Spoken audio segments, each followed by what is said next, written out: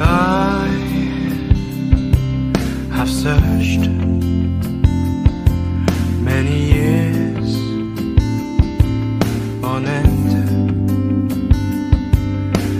There was none that my soul could depend. My soul cries out for your presence in here. This very hour, for your presence in here.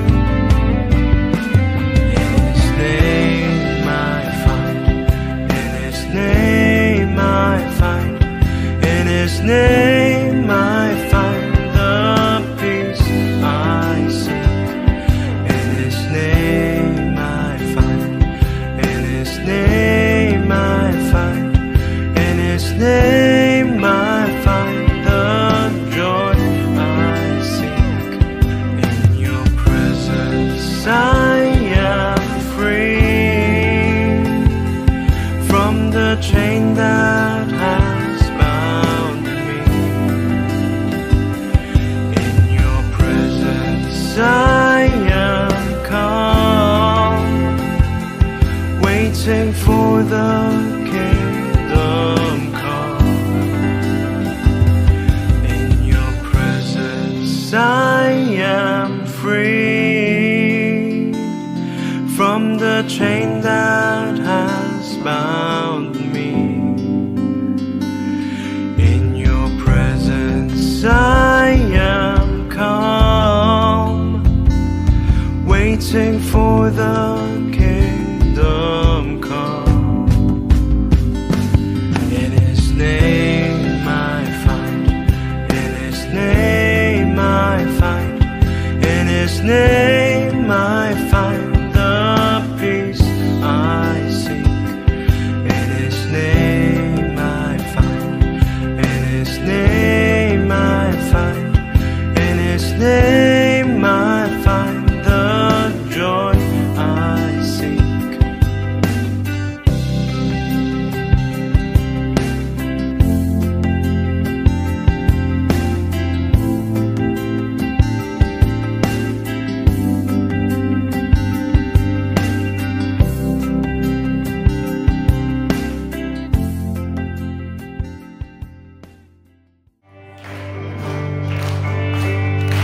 Ikaw ay nagdiwang kapatid.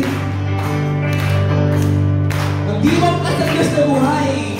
Angels we have heard on high, sweetly singing over the waves, and the mountains in reply, echoing their joyous strains.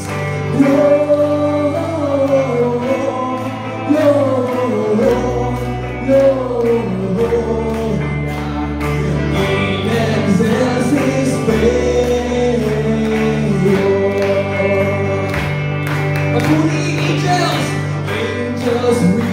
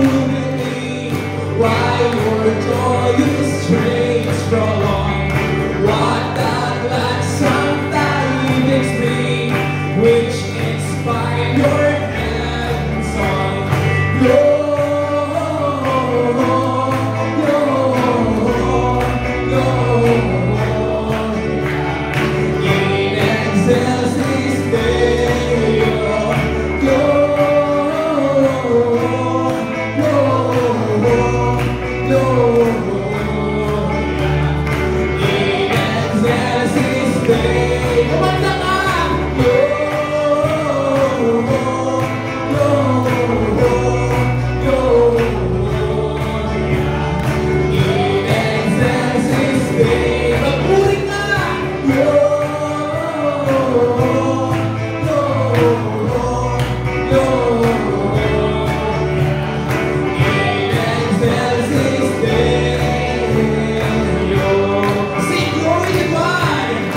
Glory to God, glory to God, glory to God in the highest forever. For all He has done, His unfailing love. Glory to God in the highest forever. Glory to God, glory to God, glory to God in the highest forever. For all He has done, His unfailing love. Glory to God in the highest forever. Glory to God, glory to God, glory to God in the highest forever. For all He has done, His unfailing love. Glory to God in the highest forever.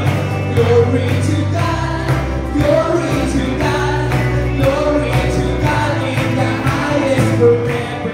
For all He has done, His unfailing love. Glory to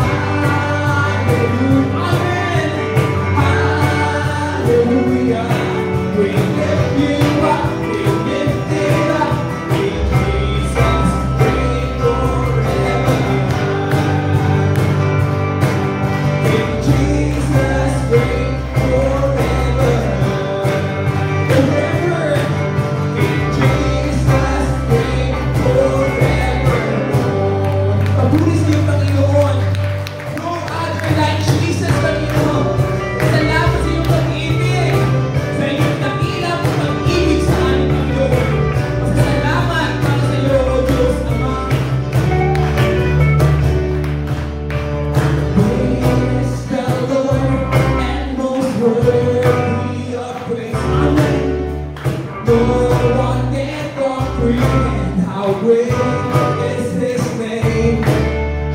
Great is His mercy and great is His grace.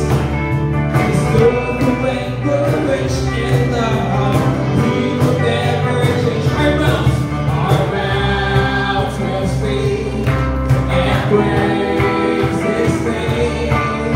Forever and ever, I will surrender. We live and say that the name above all things higher. We give you the praise, Lord, now and forever. Let me shout His name, make it louder. There is no other name, there is no other like Jesus. No other like Jesus. Oh, no other like Jesus. No other like Jesus. Oh, praise the Lord, praise the Lord, and most worthy of praise. No one can comprehend how great is His name. Great is His mercy and great is His grace. His love will endurance in love. He will never change. Our mouths will speak and praise His name. Forever and ever we are surrendered.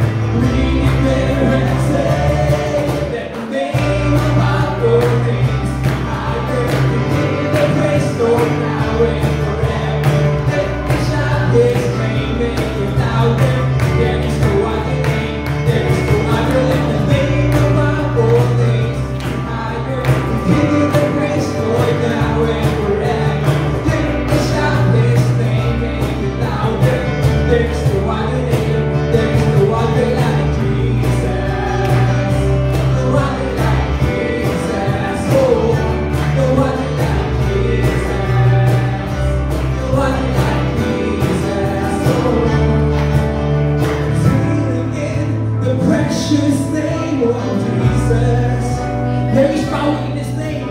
There's power in the mighty name of Jesus. Oh, we declare blessing, authority, honor and victory, glory and majesty. In Jesus we declare that the name above all names is higher. We give you praise, Lord, now and forever. Let me shout His name, make it louder. There is no other name, there is no other than the name above all names higher. We give you the praise, Lord, now and forever. Let me shout His name, make it louder. There is no other name, there is no other like Jesus. No other like Jesus. Oh, no other like Jesus. No other like Jesus. Oh,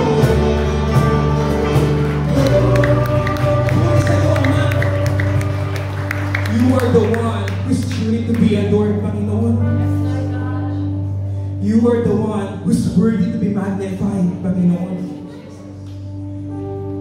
All the praise and worship that we have given, what we are giving right now, Panginoon, may this be our pleasing aroma, Panginoon. Salamat, Panginoon, sa iyong pagdakila, Panginoon. Salamat, Panginoon, sa iyong dakilang katapatan, Panginoon, na iyong binigay sa aming buhay. Salamat sa iyong salita, Panginoon, na nabigyan katuparan, Panginoon, sa perfect gift, Panginoon, na iyong binigay sa amin. Maraming salamat, Panginoon, for you giving Jesus Christ for us, Panginoon. By Christ, we are healed. By Christ, we have given grace. Salamat, Panginoon, sa iyong salita na hindi nagbabago, sa iyong pangako na may katuparan. Puri sa iyo, Ama. Congregation, let us continue to adore our Jesus Christ, our Lord and Savior, forever.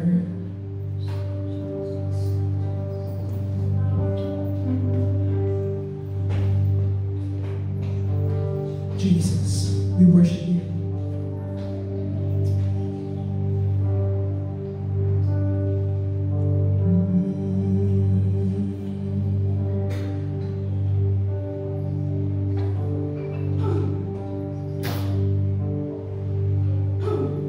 Oh, come, let us adore Him. Oh, come, let us adore Him. Oh, come, let us adore Him, Christ the Lord. We worship you, God. We adore you to the highest, Panginoon, that we can.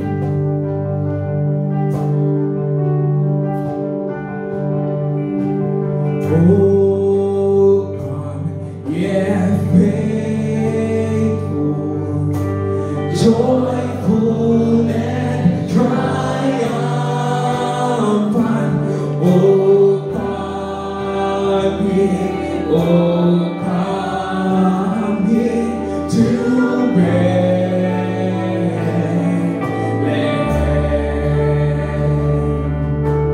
Come and be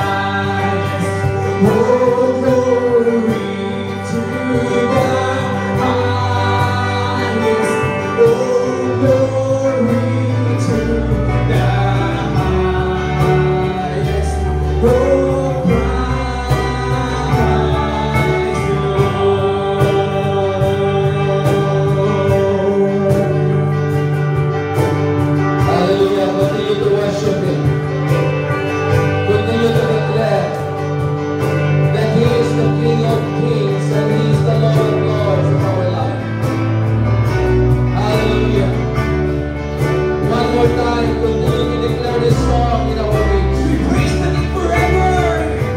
We praise the King forever. We praise the King forever. We praise the King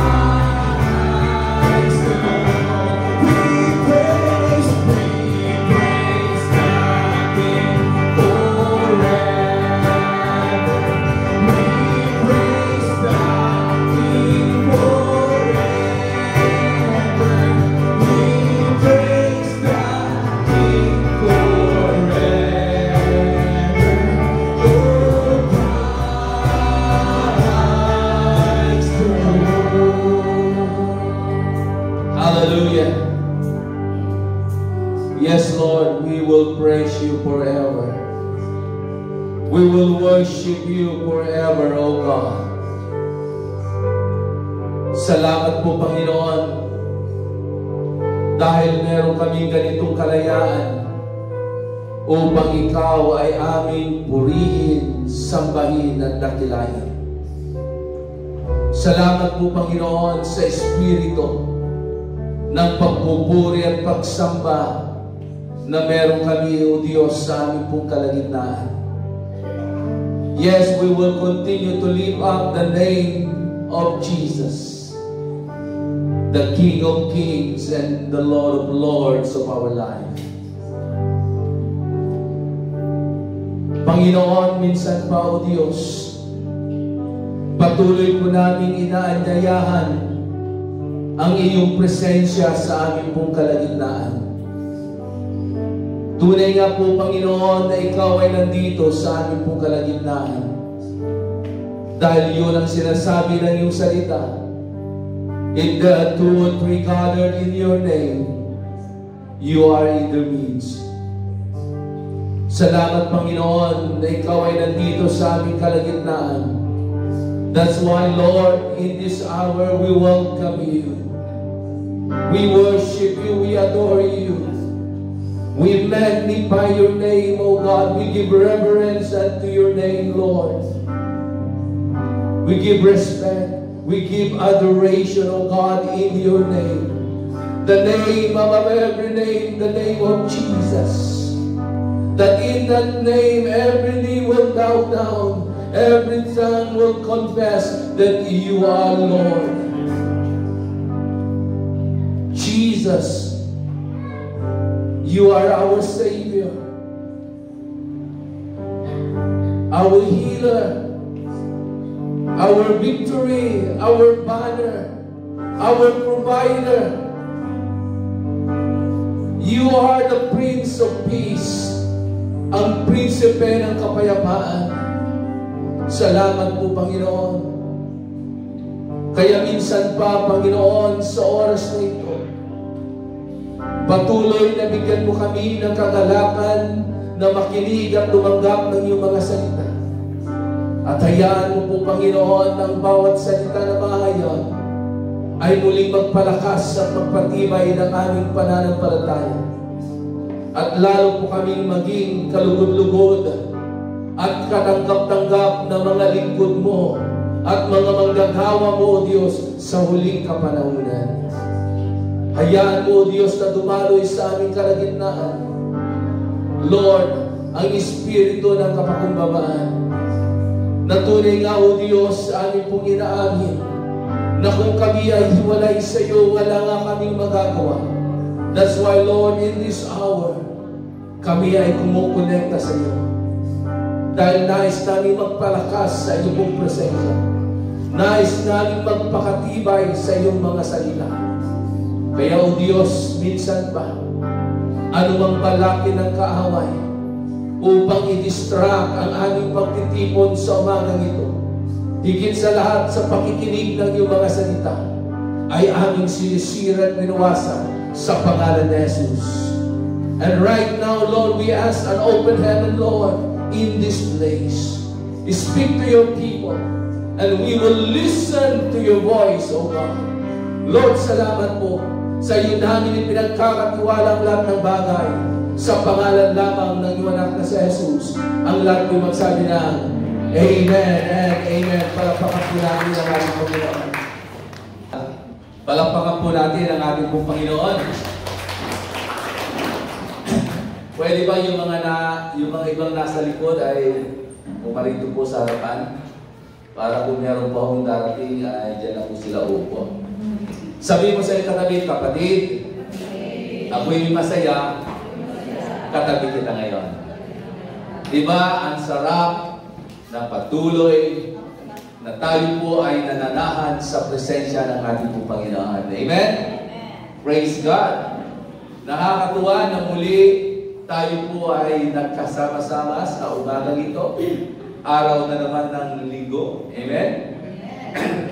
At patuloy na tayo ay sasamahan ng ating pong Panginoon. Patuloy na bibigyan ng kalakasan ng Diyos, kalusugan ng pangatawan, at maranasan natin ang divine covering and divine protection ng Diyos sa bawat isa po sa atin. Lalo-lalo na sa panahon na meron po tayo.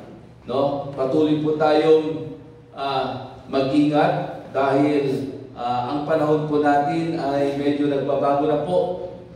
At patuloy po natin hingin ang proteksyon ng Diyos sa bawat isa po sa atin. Amen?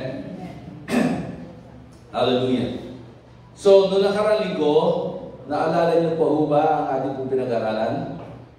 Sige nga po, sino nakakaalala? Pag meron pong nakaalala ng ating pong pinag-aralan noong nakarang linggo, meron kang isang regalo. Amen? Amen? Kanina, walang umibig kung sinabi ko may regalo o bibilis. Amen? Praise God. So, last Sunday, we talk about lion or leon, and we talk about Jesus, the Lion of Judah. No? At nakita po natin kung paano ang ating pong Panginoon ay meron pong authority, meron kapangyarihan. He has the strength and the ability to protect us, na tayo ay kanyang ipaglalaban. At the same time, ang leon ay isang klase ng hayop na matapang, pero merong kakaiba dito sa leon na ito. Siya po ay mapagbantay at talagang pinoproteksyonan niya ang sinuman na sa tingin niya ay mapapahamak na miyembro ng kanyang pamilya. Amen? So, alam niyo ba kung anong pag-aaralan natin ngayon? Ano sa tingin niyo?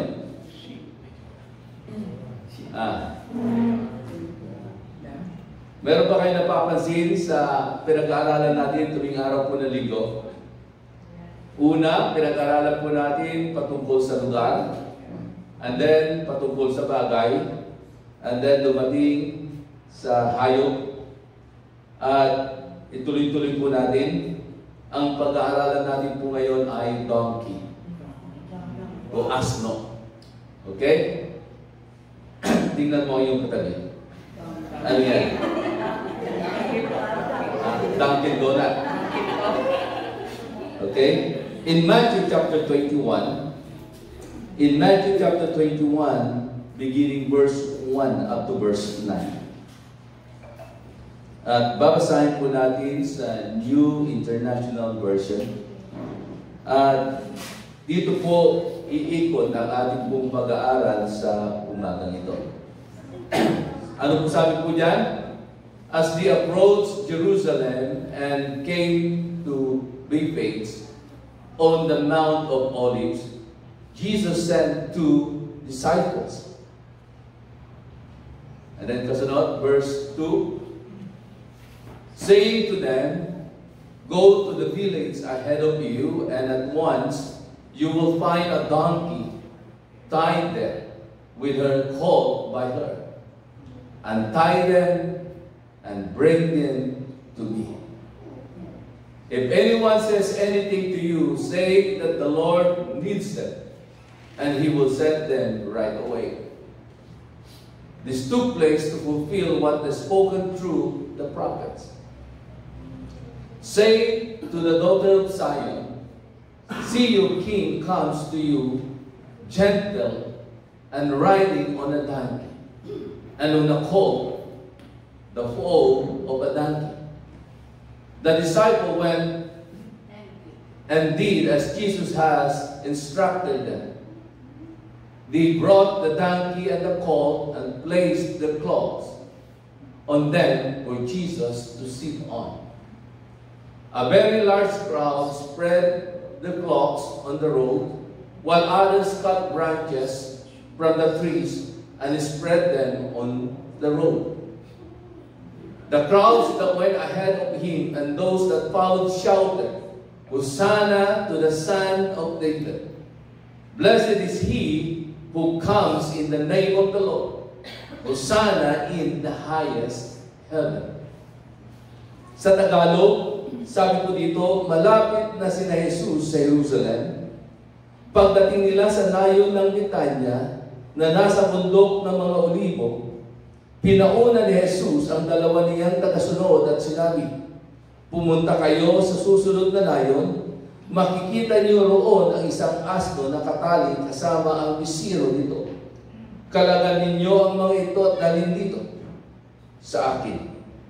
Kapag may sumita sa inyo, sabihin ninyo, kailangan ng Panginoon. At hahayaan na niya kayo. Nangyari ito para matupad ang sinabi ng propeta." So, ito po yung panahon na ang ating pong Panginoong Hesus ay kailangan na niyang bumalik sa siyudad ng Jerusalem.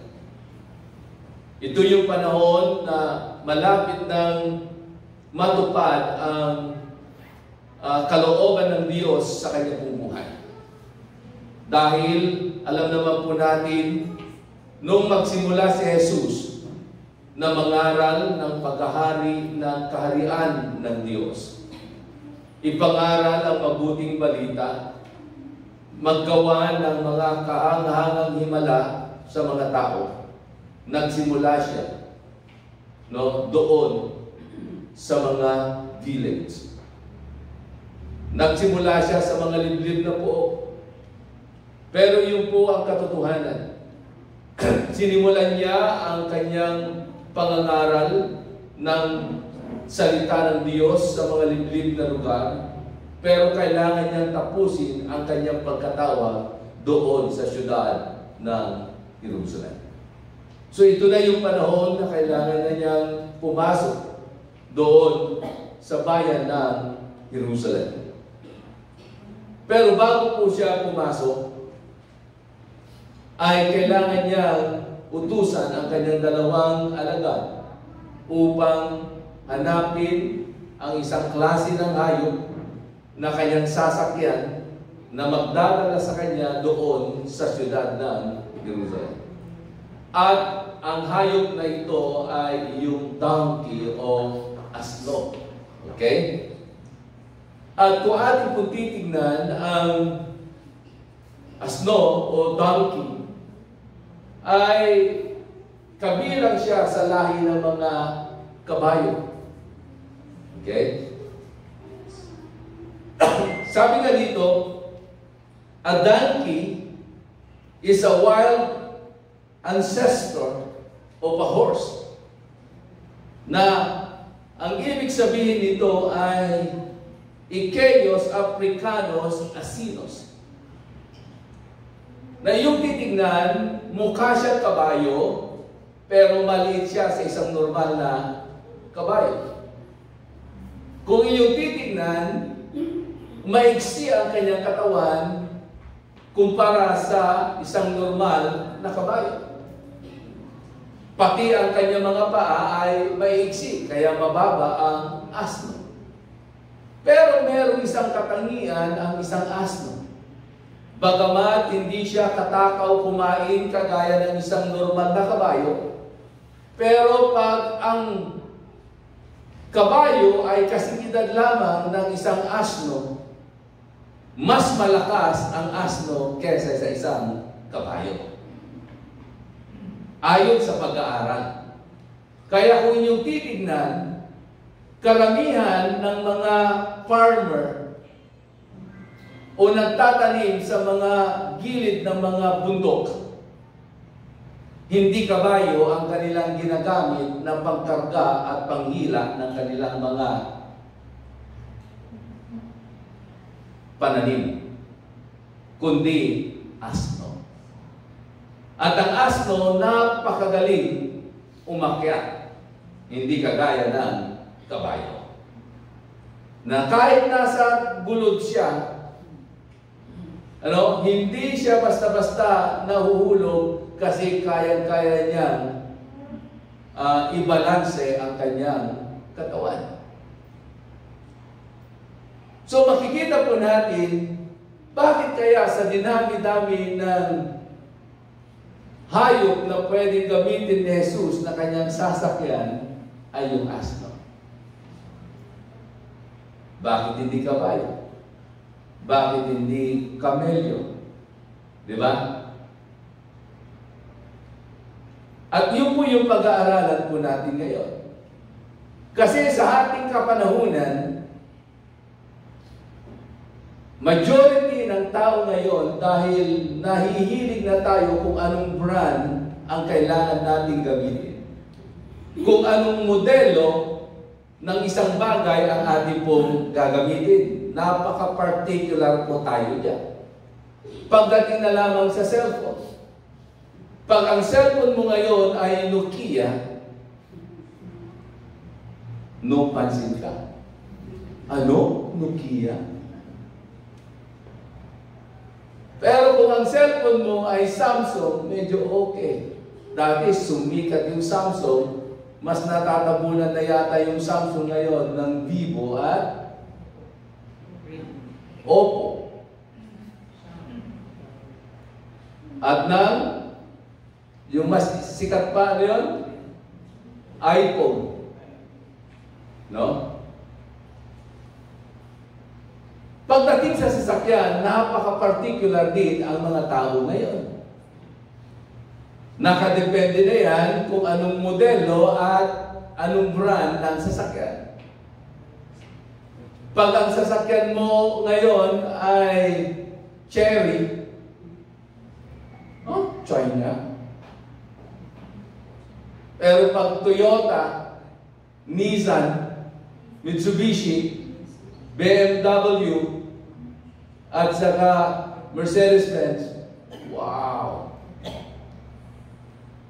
Anong modelo yung sasakyan mo? At karamihan ng mga tao, kung ano yung modelo ng kanilang sasakyan, yun yung kanilang ipinoproject na kanilang estado at kanilang mga sarili. Amen? Dahil ang tao, masyadong silang na-obsess kung anong bagay na meron po sila kung at higit sa lahat kung anong klaseng bagay ang meron sila. Pero meron pong sinabi ang isang sikat na manunulat at multimillionaire na ang kanyang pangalan ay si Dave Ramsey. Sabi nga nun, wealthy people do not care what people think about them. Ang mga taong mayayaman daw ay wala silang pakialam kung ano ang sinasabi at iniisip ng ibang tao. Marami sa ating kapanahunan ngayon at maraming mga tao nahihirapan silang umusap, nahihirapan po silang umangat dahil masyado po silang nakatuon sa pwedeng sabihin ng tao. Amen? Sa pwedeng isipin ng tao sa kanila. Si Jesus, isa lamang ang kanyang pwedeng i-please sa buhay niya. Wala siyang pakialam kung anong sasabihin ng mga sumusunod sa kanya. Wala siyang pakialam kung anong sasabihin ng mga religious leaders noong kanyang kapanahunan, ang mga Pariseo at Iskriba. Wala siyang pakialam kung anong sasabihin ng mga taong nakapaligid sa kanya, lalo-lalo na yung mga taong against doon sa kanyang ginagawa. Dahil iisa lamang ang nais niyang ma-please sa kanyang pong buhay, walang iba kundi ang kanyang amang nasa langit. Kung si Jesus, isa lamang yung nais niyang ma-please sa buhay niya, and He don't care what other people will think about Him. Tayong mga tagasunod ni Kristo, dapat ganun din po yung mindset po natin. Na hindi tayo nakatuon kung ano ang iniisip at sasabihin ng mga tao. Lalo-lalo na yung mga tao nakapaligid sa atin. O yung mga barkada natin. O yung mga kapitbahay natin. Basta ang mahalaga, as a followers of Jesus, as a believers of Christ, as a Christian, isa lamang dapat ang maipis natin sa ating pong buhay, walang iba ang ating idol na si Jesus. Amen? Dahil si Jesus ay nung siya ay nabuhay sa ibabaw ng lupa, nabuhay siya na punong-puno ng kapakumbabaan. Hindi na niya kailangan pang magpa-impress sa tao. Actually nga, lahat ng kanyang ginagawa, majority ng tao ayaw. Amen? Hindi ibig sabihin, pag majority ay gusto ng tao yung ginagawa mo ay nasa tama ka. Kadalasan, wala ka sa tama. Wala po ito sa paramihan. Basta ang mahalaga, alam mo kung ano ang totoo at kung ano ang kalooban ng ating Panginoon. Amen? Ngayon, si Jesus, bakit asno yung kanyang ginamit? Ano bang meron ng asno na ito? Para maunawaan po natin. A donkey has been used as a working animal for the past 5,000 years. At sa pag-aaral, hanggang sa ngayon ay meron pang nasa 40 million na donkeys all over the world. At kadalasan ang mga donkey o asno, they use them as a transporter in carrying things. Para sila po ay mag-transport ng mga bagay-bagay. Lalo-lalo na po pag kayo ay napunta ng Tagaytay, ano makikita nyo na pinanghihila sa mga produkto nilang pinya? Hindi baka, hindi kalabaw, kundi asno.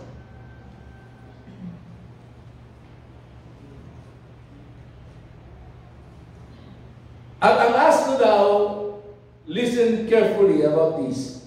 Sabi nga doon, a donkey is one of the most stubborn animals. If he doesn't want to move, he don't want to move.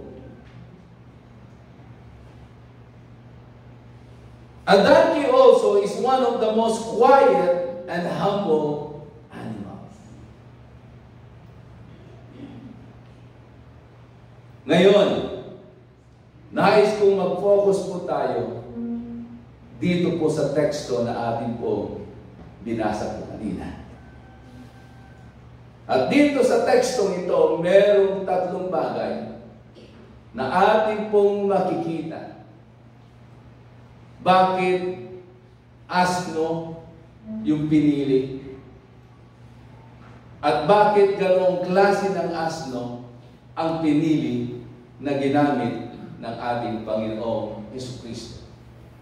At dito sa tatlong bagay na ito ay tignan natin, sana dumating tayo sa isang kalalagayan sa ating pong mga sarili at pwede nating sabihin, bakit ako? Sa dinami-dami ng mga tao, bakit ako ang pinili at ginagamit ng Diyos?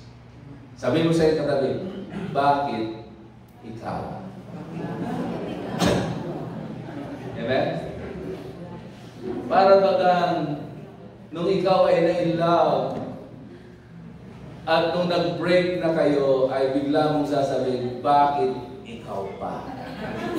Amen? Ngayon, itong word na ito ay napakalaga na ating pong ituon dito sa ating pong pag-aaralan. Una, nais ko pong makita po natin kung ano ba talaga ang nangyari bago sakyan ni Jesus yung asno na iyon upang siya ay dalhin doon sa city of Jerusalem. Number one, the donkey first had to be selected. Ako'y naniniwala nung mga panahon na iyon, maraming mga asno sa lugar na iyon. Baka halos lahat ng mga tao ay merong alagang asno dahil alam nyo naman, dito sa Betania, karamihan ng mga tao ang kanilang source of income ay mula sa pagsasaka o pagtatanim. At gaya ng sinabi ko sa inyo kanina, ang asno or a donkey is an animal na ginagamit nila to transport things, to carry things.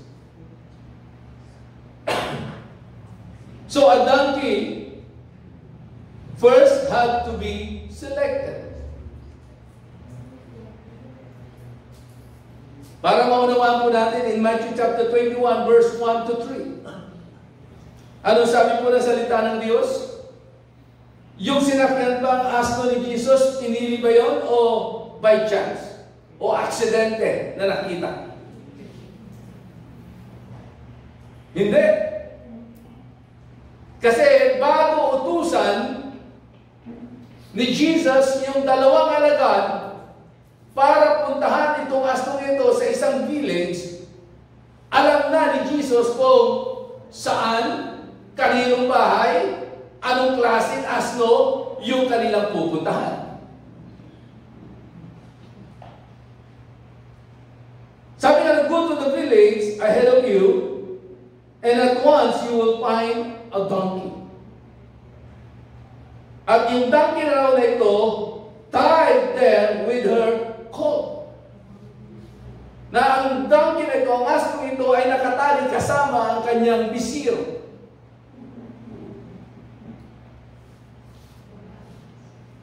And they said, untie them and bring them to me. So very specific. Kung kaninong bahay sila pupunta, very specific kung saan nakatali itong asno ito kasama ng kanyang bisir. Very specific kung saang lugar.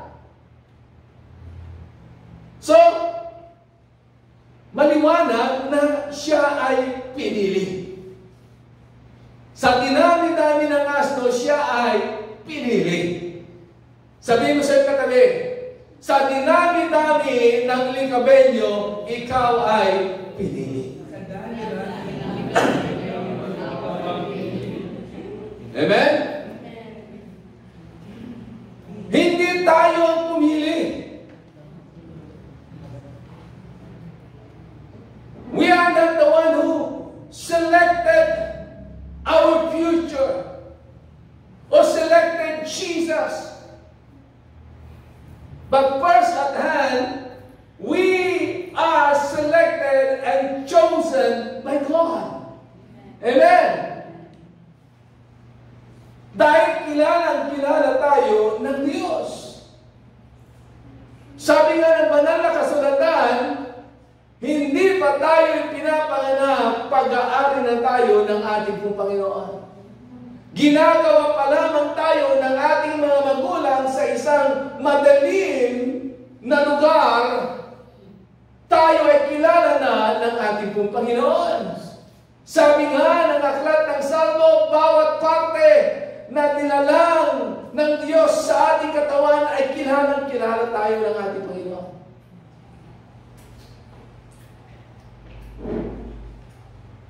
Kaya nga maraming mga nagkukunwaring mga tagasunod ni Kristo pero hindi nagtatagal. Bakit? Hindi sila pinili. Hindi nila ma-enjoy ang kanilang buhay bilang isang mananampalataya kasi baka yung tao na yan ay itinulak. Pinili. Hindi tayo tinulak. Hindi tayo pinili. Tayo ay pinili.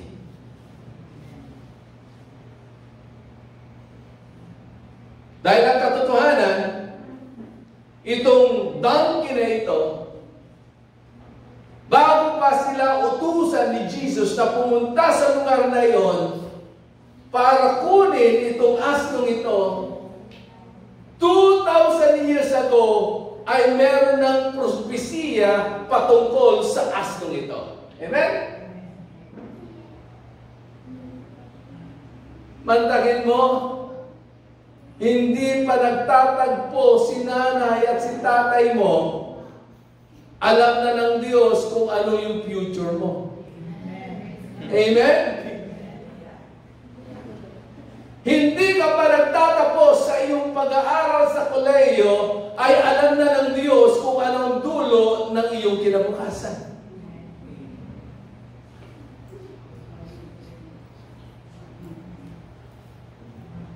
Dahil ako'y naniniwala na lahat po tayo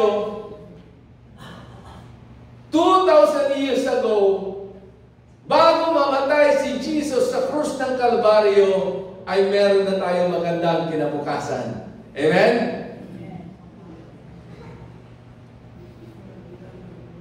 In John chapter 15 verse 16, ano sabi po diyan? Sabi nga lang, you did not choose me, but I chose you and appointed you to go and bear fruit. Fruit that will last. So, tayo daw ay pinili ng Diyos. Selected, chosen by the King of Kings. Hallelujah. Alam nyo, pag napag-uusapan yung salitang pinili, noon napili, ay napakalaking bagay yan sa buhay ko natin. Sino dito yung naranasan na ikaw ay nanligaw sa isang dalaga, pero hindi lamang ikaw yung nanliligaw, meron pang iba? Amen? Siyempre, dahil hindi lang isa yung naliligaw sa dalaga na yun, kailangan niyang pumili. Amen? Siyempre, una sa lahat, ang pipiliin niya kung sino ang mas itinitibok ng kanyang puso. Sana ganoon. At pag ikaw ay napili, it's a big thing sa iyo, di ba? Isang kakalakan na ikaw ay mapili. Kahit pag ikaw ay nag-apply ng trabaho, hindi naman lahat. Na pag ikaw ay nag-apply ng trabaho, ikaw na yung nag-apply. Marami ang nag-apply. Pero pag sa dinami-dami ng mga nag-apply ng trabaho at ikaw ang napili, grabing pribileyo at kagalakan ng iyong nararamdaman. Amen? At pag ikaw ay hindi napili, nakaka-disappoint yan. Nakakapanghina yan. Nakakapawalang gana yan. Amen po ba? Yung kahapon na nga lang nung Christmas party ng lamb, sa dinami-dami ng bubunutin na pangalan, siguro yung mga senior at saka yung mga adults, baka sasabihin nila, baka naman pinili kasi lahat na lang ng nakakuha ng major prizes yung mga kabataan. Amen? Meron bang napili, nabunot kahapon na nakakuha ng mga major prizes na nung nabunot yung pangalan niya nung napili yung kanyang pangalan nalungkot? Yung iba pa, takbo ka agad Baka kahit isang sakong bigas, kahit ang payat-payat niya, baka kaya yung buhat Amen? Pero pinagpala yung mga His-Church kahapon. Amen. Muntik ng halos lahat makakuha ng major prizes yung mga young people ng His-Church. So, maliwanag na tayo ay pinili ng Diyos. Hindi si pastor, hindi si brother, hindi si sister. Sila ay naging kasangkapan lamang ng ating pong Panginoon na kayo ay yayain, na kayo ay bahaginan ng salita ng Diyos, na kayo ay abutin, ipanalangin. Amen? Pero kahit na kayo ay abutin, kung talagang hindi kayo pinili ng Diyos, wala kayo ngayon dito. Dahil ako'y naniniwala na kayo ay pinili ng ating pong Panginoon. At yung pumili sa atin ay hindi basta-basta. Sabi ng Biblia, siya ang hari ng mga hari. Hindi ka man magpili ni mayor, ni gobernador, ni kapitan, na tuwing ni ayuda, yun at yun na lang yung mga inililista. Hindi ka man mailista doon sa ayuda ni kapitan. Basta ang mahalaga, ikaw ay kasama sa pinili ng hari ng mga hari, ng Diyos ng mga Diyos. Hindi ka magkukulang pag ikaw ay napasama sa pinili ng Diyos. Hindi ka mababayaan. At higit sa lahat, hindi ka iiwanan.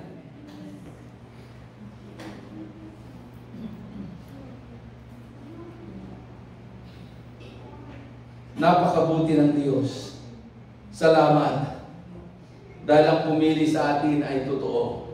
Hindi sinungaling. Hindi siya nagbabago. And one of the reasons also why God chose us so that God's glory will manifest in our lives. Hindi yung buhay mo na ang makikita at mapapansin, kundi yung kalwalhatian ng Diyos sa buhay natin. Because we carry the name of Jesus. If we carry the name of Jesus, we carry also the presence of God. Amen? And when the presence of God is present in our life, makikita natin yung kalwalhatian ng Diyos.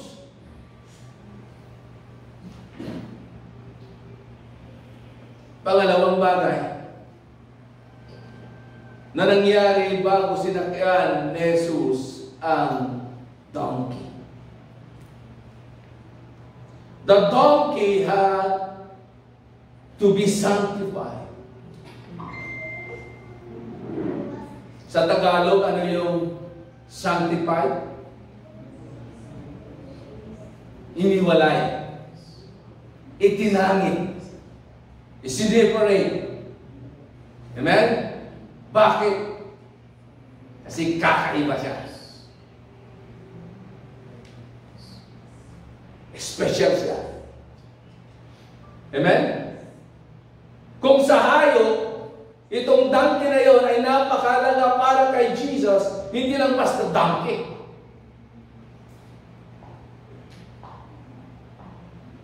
Bakit kakaiba siya?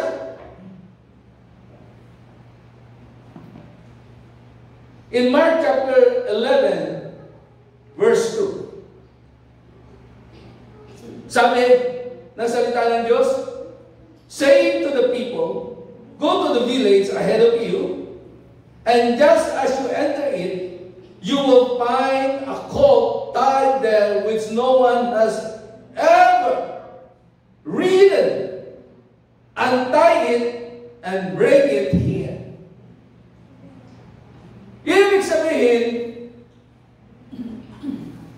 kumbaga, hindi pa nagamit. Kumbaga sa sasakyan, galing sa kasa. Hindi pa naputput yung gulong. Bagong-bago. Amen? Ni hindi pa ginamit. Ni wala pang sumakay sa kanya. Ni hindi siya ginamit na pangkalakal o paggawa sa bukid. No one had ever ridden.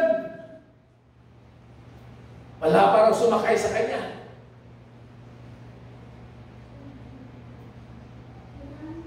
Ibig sabihin,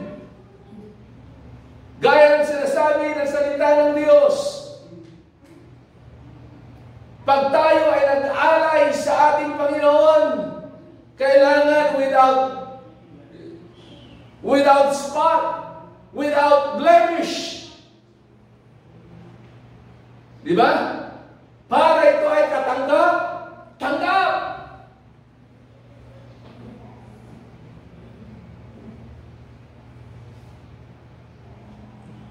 Dahil everything we offer to God, it must be pure and blameless. Di ba, noong unang panahon, pag sila ay nag-offer ng hayop, pag kalapati, sisiguraduhin nila na yung kalapati ay hindi payat, walang pilay, hindi sinisipon,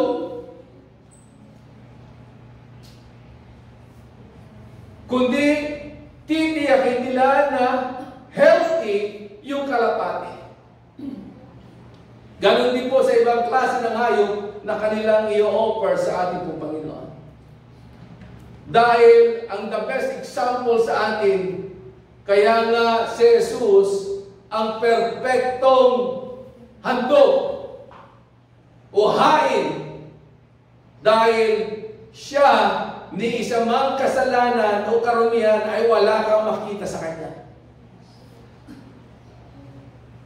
Perpektong handog si Jesus. So as a follower of Jesus, tandaan po natin, bago tayo tinawag at bago tayo ginamit at patuloy na gagamitin ng Diyos, we had already sanctified.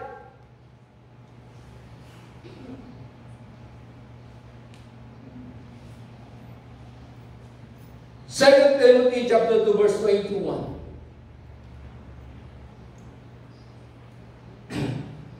Sabi ganon, those who cleanse themselves from the latter will be instrument for special purposes, made holy, useful to the master, and prepared to do any good work. Amen? Ano raw?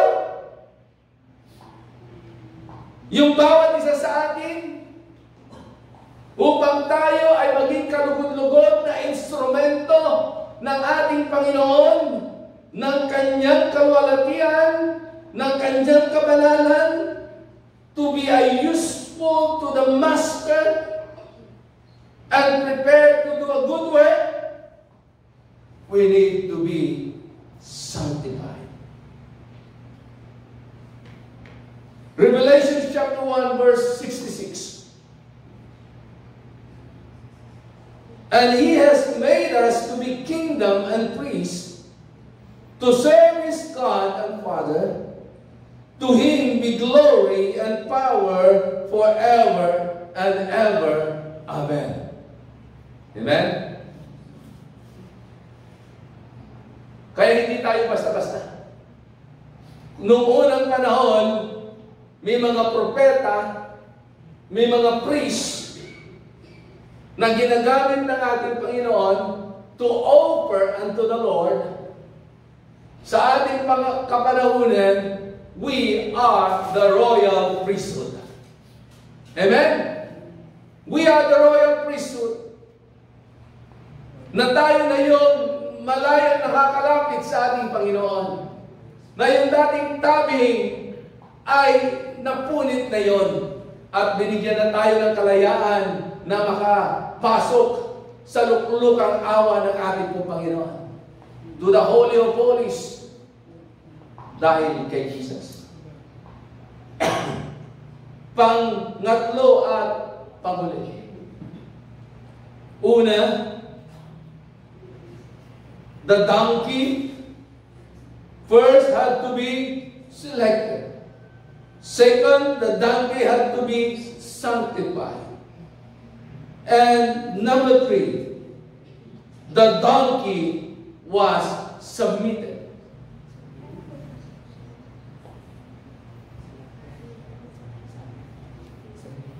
Gaya na sabi ko sa inyo kanina, nature na ng donkey na sila po ay matigas ang ulo. Minsan, stubborn. If they don't want to move, they don't move. Amen? Di ba, minsan meron tayong nakikita, kahit anong hila mo na, ninigas. Kahit pinapalo mo na, lumalaban. Amen? Pero tignan nyo, merong nagbago. Sa donkey na ito.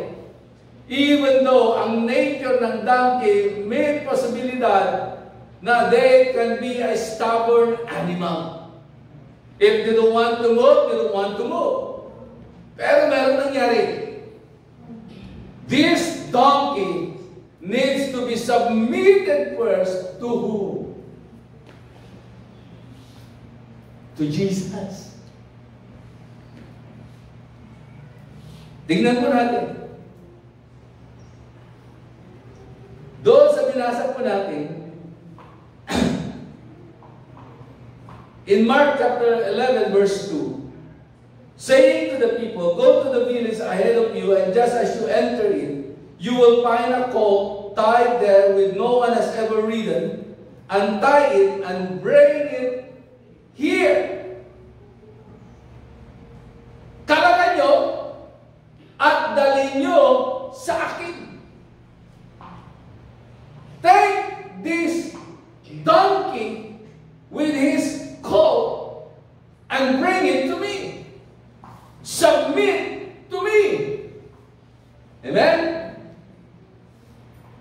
So makikita po natin, isa sa mga temperament ng donkey, dahil stubborn siya, napakahirap sa kanya ang maging submissive. Praise God.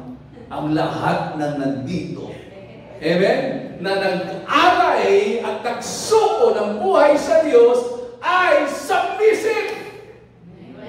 They are willing to submit to the higher authority, to the authority of the King of Kings and the Lord of Lords. Amen?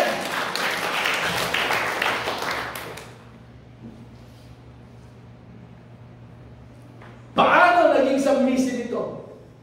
Itong donkey na ito. Kung ating mong pag-aaralan maigi,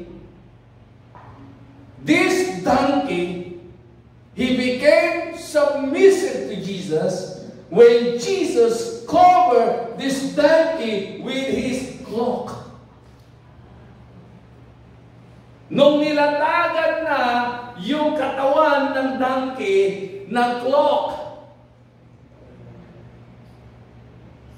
nung nilamitan na siya. Amen?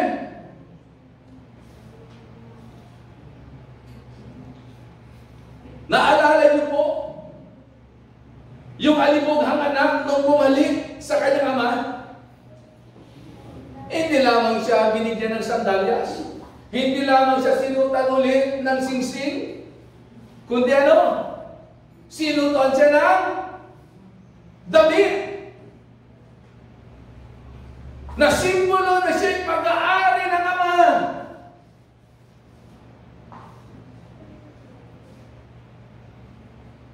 Church, we are not only followers of Jesus. We are also considered as a donkey. When we are not yet born again, we are so stubborn. We are not submissive. Minsan wala tayong pakialam. Gusto na natin gawin kung anong gusto natin sa ating mga buhay. Pero salamat sa Diyos, nung isinuko na natin ang ating buhay sa Panginoon, wala nang pwedeng maging hari at maging Diyos sa ating mga buhay, kundi si Jesucristo.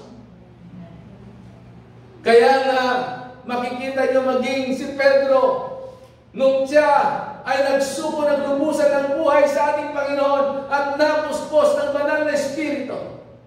Di ba dati, si Pedro, nung sumunod lamang kay Jesus, hindi pa napuspos ng Holy Spirit, may mga panahon na ginagawa niya ang gusto niyang gawin.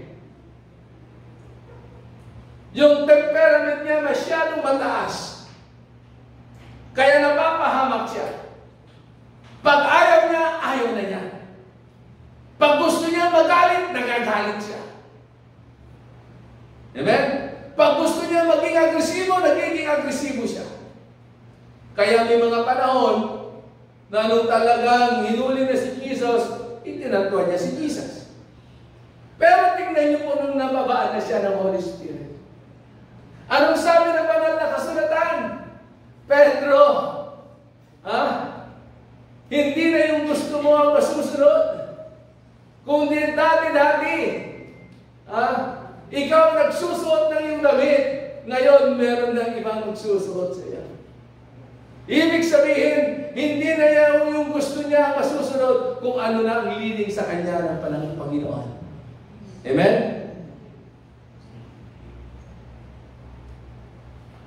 So this donkey, when he was covered by the cloth of Jesus, naging submissive siya,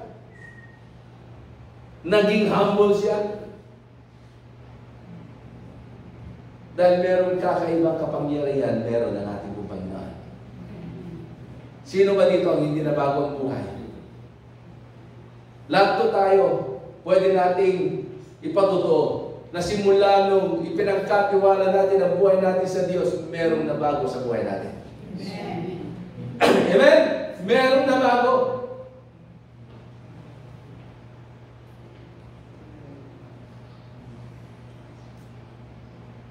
Why Jesus needs to cover him with his cloth? Ito ang dahilan. Because a donkey have a keen sense of what is safe and what is not. Meron daw siyang isang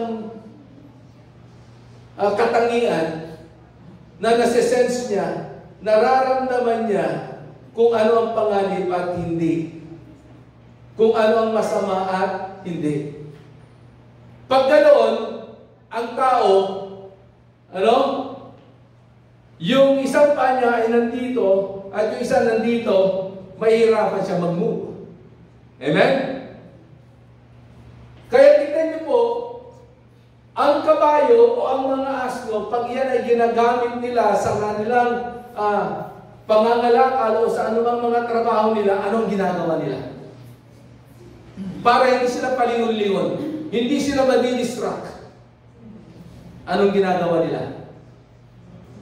Nilalagyan ng anong tawag doon? Ng blinder. Para ano? Para kahit na lumingin siya sa kanyang kanan, hindi niya makikita yung nakaka-distract. Kahit na lumingin siya sa kanyang kaliwa, kahit na napakaganda yung nakikita niya sa kanyang kaliwa, hindi na niya makita kasi pwede siyang ma-distract. Because a donkey has a sense of knowing what is good and what is bad.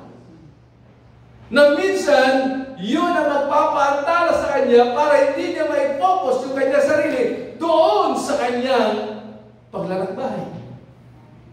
Ganon din po tayo. Amen? Pag estudyante ka, ano dapat ang focus mo? Pag-aaral. Hindi yung malapit lang yung school mo sa SM, laging nasa isip mo, lalo na kung nakasakay ka ng tricycle papunta sa school mo, nadaanan mo yung SM, ay, bukas tayo yung SM, mamaya ng school, doon muna. Gusto mo para hindi ka ma-distract, maglagay ka ng blinder. Amen? Hindi maapektuhan ang pag-aaral mo dahil masyado ka nakafocus sa love life mo, maglagay ka ng blinder. Amen. Lahat ng bagay na sa tingin natin magiging dahilan para ma-out of focus tayo doon sa gustong gawin ng Diyos sa ating mga buhay. Kapatid, maglagay tayo ng blinder. That's why we need Jesus to be our blinder.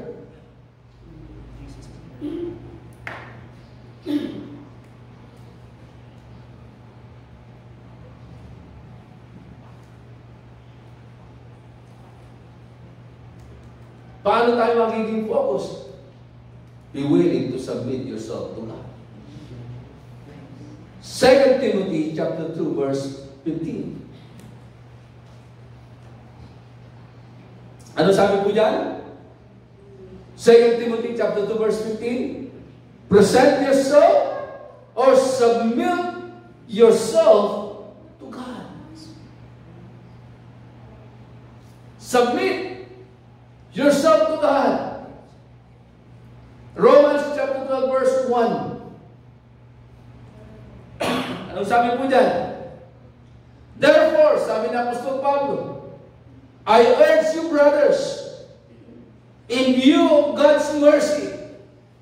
Pag narinig po natin yung salitang brothers, hindi lamang po ito para sa mga lalaki. Ito'y para sa lahat. I urge you, brothers, in view of God's mercy, to offer your bodies, to submit your bodies, to present your bodies. For what? As a living sacrifice, holy and pleasing to God or to Him. Amen? Hallelujah. So, bilang pagtatapos, mga minamahal kapatid, a donkey is a humble animal, and also a donkey is a servant. Amen? Kaya nga napakalaga nila eh. Napaka-epektibo nila na kasama ng mga magsasaka nung kanilang kapanahunan. Tayo naman, dahil nandito tayo sa kapatagan, ang ginagamit natin, kalabaw o kaya na baka. So to be able for us to be used by God and able to submit ourselves to Him, we need to be humble and be a servant to Him. Amen? Hindi tayo makakasunod sa Diyos hanggat hindi po natin ibinababa ang ating mga sarili. Hindi tayo pwedeng maglingkod at makasunod sa hari ng mga hari hanggat hindi natin nakikita ang ating mga sarili that we are a servant. Not only to other people, but most of all, we are a servant to the King of Kings. Yes, we are the children of God. Pero ang ehemplo po natin si Jesus. Being a God, inubad niya ang kanyang pagkatao. Siya ay nagpakababa. Pinaglingkuran niya ang bawat isa. At siya naging masunurin sa ama hanggang sa krus ng kamatayan.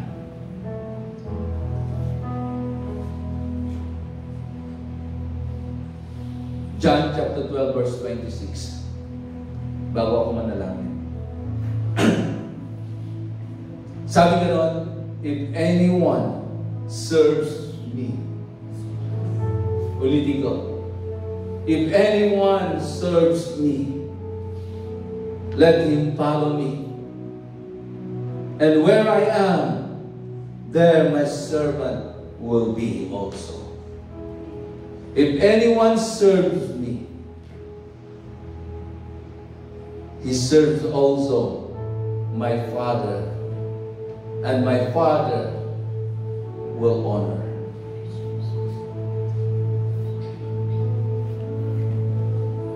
Mga minamahal kong kapatid, are you willing to become a donkey? Or are you willing to become a servant of God? It's easy to become a servant. It's easy to submit ourselves. It's easy to follow whatever Jesus wants us to do if we humble ourselves. Tayo po tumayo at tayo po ay lumapit sa ating po Panginoon. Hallelujah. Kapatid, sa iyong paglapit sa ating Panginoon sa oras na ito, huwag mong tignan na ikaw ay maliit. Huwag mong tignan na limitado ang iyong kakayanan, na hindi ka katulad ng iba. Ang katotohanan, yung meron ka ay galing sa Diyos. Yung ability mo ay galing sa Diyos. Yung lakas mo ay galing sa ating Panginoon. At higit sa lahat, yung buhay mo ay galing sa Diyos. That's why be thankful and continue to let God use us. Hallelujah. Maliwanag ang sinasabi ng salita ng Diyos. The only way for us to enter into His presence, if we seek Him with all of our heart, means if we humble ourselves before Him. Aming Diyos na makapangyarihan sa lahat, kami, Panginoon, ay lumalapit sa iyo. Nagpapakumbaba. Inaangin, Panginoon, nang kung kami ay hiwalay sa iyo, wala nga kami magagawa. Kaya sa oras na ito po, Panginoon, minsan pa, hipuin mo ang bawat isa po sa amin. At ipadaloy mo ang espiritu ng kapakumbabaan. Kung meron ka mang nakikitang pagmamataas sa bawat isa po sa amin, Lord, we surrender our life unto you. Lord, hayaan mo na dumaloy ang espiritu ng kapakumbabaan. Upang sa ganun, O Diyos, hindi kami mahihirapan na sumunod sa iyo. I-commit ang aming buhay sa iyo. Salamat po, Panginoon. Patawarin mo kami kung dumating man kami sa punto ng aming pong mga buhay na kami, O Diyos, ay naging matigas. Ayaw sumunod. Pumipiglas at ini-ignore ang nais mong gawin sa aming pong mga buhay. Ama, muli kami ay nagpapakumbaba. Humihingi ng iyong kapatawaran. Lord, hayaan mo ng puso po namin na bato ay gawin mong batong laman, ay pusong laman. A pliable heart, a flexible heart, a heart that is willing to follow you, a heart that is willing to obey you. Lord, salamat po. Sa oras na ito po, Panginoon, minsan pa, O Diyos, kayo ang patuloy na kumilos sa buhay ng iyong mga anak. Hayaan mo ng bawat isa po sa amin ay makapaglingkod ng kalugod-lugod sa iyo. Na hindi lamang sa iyo maglilingkod, kundi maging servant ng lahat. Lord, minsan pa, palakasin mo ang bawat isa.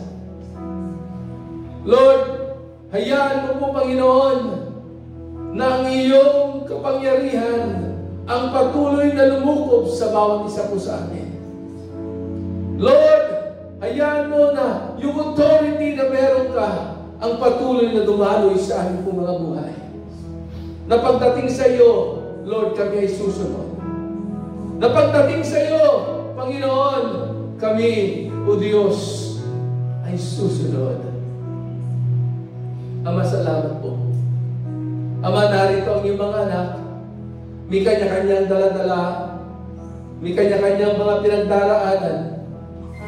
Pero ang lahat ng ito ay hindi lingid sa iyo. At salamat dahil ikaw ang Diyos na makapangyarihan. Alam mo po, Panginoon, kung ano yung aming pong pangangailangan. Kaya sa oras na ito, Diyos, patuloy kong idinideklara sa buhay ng bawat isa na ikaw, Jesus, ang kanilang Jehovah Jireh, their provider. Na ikaw, Jesus, ang kanilang El Shaddai, the God who is more than enough. At ikaw rin, Jesus, ang kanilang Jehovah Rapha o Raphe, ang kanilang dakilang manggagamot. Ama, sa pangalan ni Jesus, lahat ng merong sakit at karamdaman, anumang sakit na kanilang nararamdaman sa kanilang mga pisikal na pangatawan, in the name of Jesus, I declare the stripe of Jesus upon their physical bodies, O God. Oh Lord, in the name of Jesus, I release your healing power, Lord. At sa oras ng ito po, Panginoon, patuloy na pagpalain mo ang bawat pamilya na aming pong nare-representahan. Kayo, O Diyos, ang patuloy na manguna. Kayo ang patuloy na maitaas. Lord, dalangin ko ang iyong pag-iingat. Dalangin ko po, Panginoon, ang iyong pagpapalat provision sa bawat pamilya na meron ng iyong mga anak. Salamat po, Diyos. At sa oras na ito, minsan pa, ikaw lamang ang aming pupurin, sasambahin at paglilingkuran ng aming pong mga buhay. Kaya, O Diyos, sa oras na ito, sa iyo namin ibinibigay ang lahat ng papuri, lahat ng pasasalamat, at lahat ng pagdakila at pagsamba sa pangalan lamang ng iyong anak na si Jesus. Ang lahat ay magsabi ng Amen and Amen. Hallelujah.